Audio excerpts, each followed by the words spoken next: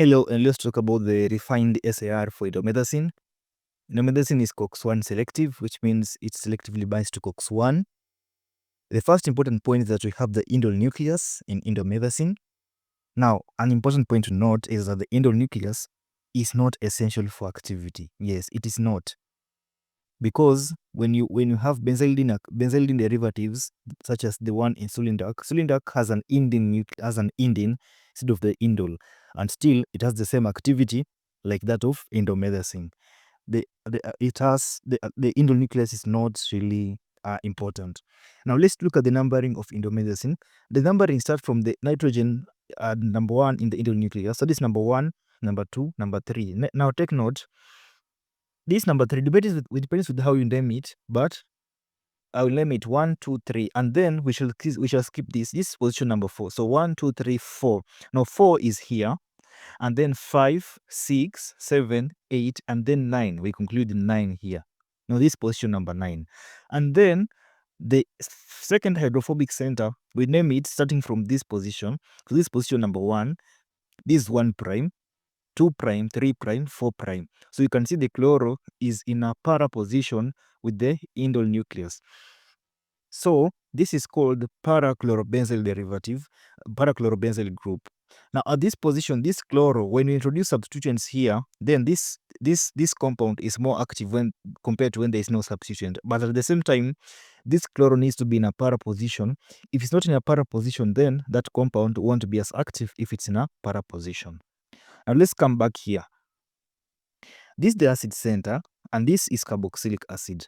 Number 1, the activity, the anti-inflammatory activity of this compound decreases. The anti-inflammatory activity decreases when you reduce the acidity of this compound. So it means that when you reduce the acid center, then the anti-inflammatory activity decreases. At the same time, when you decide to introduce an alpha methyl, here, an alpha methyl, then we introduce, not here. We decide to introduce an alpha methyl here, then this compound, we shall produce what we call propionic acid derivatives. And the surprising thing is that the propionic acid derivative will also be equiactive with this compound, this indomethacin. Now, we've said the indole nucleus is not essential for activity because the indole also has the same activity in sulindac. We have the methyl at position number 2 here, the methyl group. The methyl serves 2 activities. Number 1, we have this carbon-nitrogen bond here. This methyl ensures that the carbon-nitrogen bond here is not free. There is no rotation about the carbon-nitrogen bond. There is no rotation about the carbon-nitrogen bond.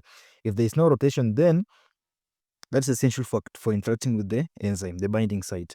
At the same time, because there's no rotation, then it introduces non-coplanarity. So there must be non-coplanarity to ensure that the binding to the enzyme is correct. The interaction with the enzyme is correct to ensure maximum activity.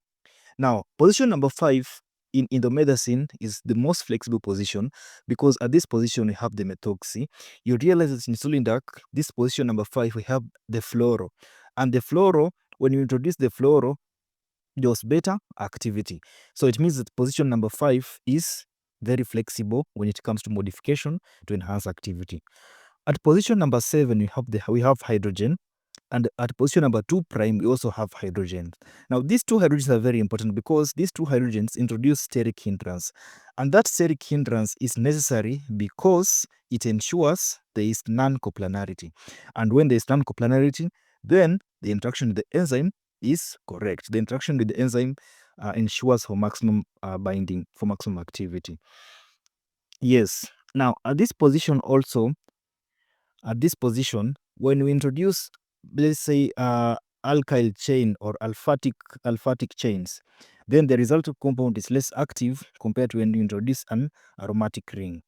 And then in this acid center, when you introduce amide analogs, then the resultant compound is less active because we've said the anti-inflammatory activity increases with the acidity. That acidity is necessary for activity. The last point here is that This indomethacin exists in two conformers. We have the Z conformer or the Z conformer and the E conformer. Now this is the Z conformer, in which the parachlorobenzoyl